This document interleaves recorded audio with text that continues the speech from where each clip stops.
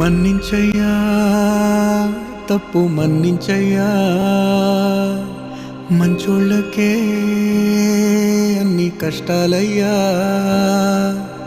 వెళ్ళిరయ్యా వెళ్ళిరయ్యా సెలవని అంటాంది కంట తడి, ఉండలేక నీ ఎంబడే